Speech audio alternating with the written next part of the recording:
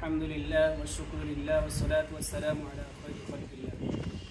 সম্মানিত হাজরিন, উপস্থিত আছে লঞ্চঘাট জামে মসজিদের খতিব মাওলানা বুরহানুদ্দিন রব্বানী সাহেব। আজকে তার সম্মুখে একটি প্রশ্ন, যেটা বর্তমানে সচরাচর মানুষের মুখে মুখে, সেটা হচ্ছে আমাদের দেশের কিছু আলেম এজিদের পক্ষে এবং এজিদকে রহমতুল্লাহ আলাইহি বলে, এবং সেটা কি বলা যাবে নাকি যাবে না, সেই প্রসঙ্গে আপনার মতামত কি? ধন্যবাদ। আসসালামু আলাইকুম ওয়া রাহমাতুল্লাহি তাআলা ওয়া বারাকাতুহু। সম্মানিত দর্শক শ্রোতা, আমার হুজুর যে প্রশ্ন করেছেন, আমাদের দেশে কিছু সংখ্যক আলেম এজিদের পক্ষে কথা বলে এবং এজিদকে রহমতুল্লাহ আলাইহি বলে। সর্বপ্রথম কুরআনুল কারীমের একটি আয়াতে কারিমা রয়েছে, সূরাতুস সূরা,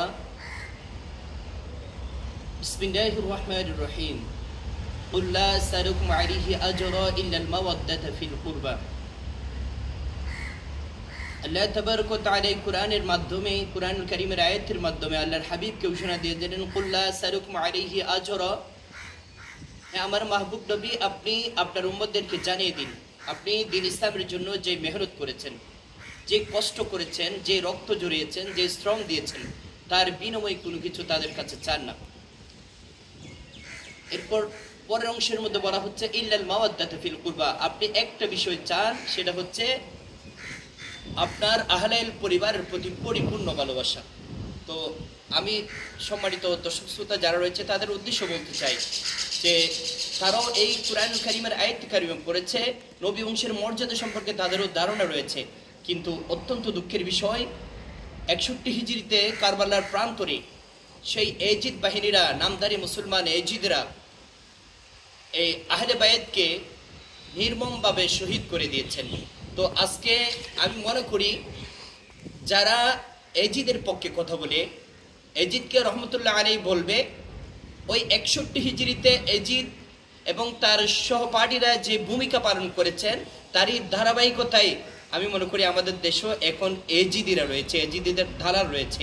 তো সুতরাং আমরা ওই সমস্ত এজিদের দালালদেরকে চিহ্নিত করব, তাদের থেকে দূরে থাকবো। আল্লাহ আমাদেরকে তাদের থেকে দূরে থাকার হেফাজত করুক, সকলে আমিন।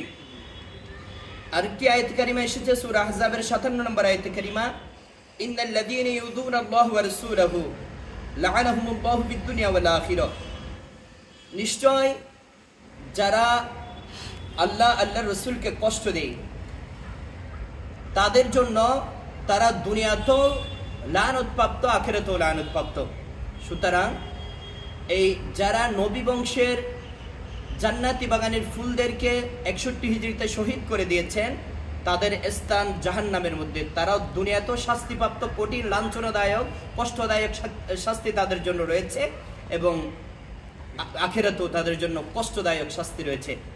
তো এই আয়াত কারিমা থেকে আমরা ধরে নিতে পারি, যারা এজিদকে রহমতুল্লাহ আলাইহি বলবে, এজিদও জাহান্নামের কুকুর, আর যারা এজিদকে রহমতুল্লাহ আলাইহি বলবে তারাও জাহান্নামের কুকুর। আর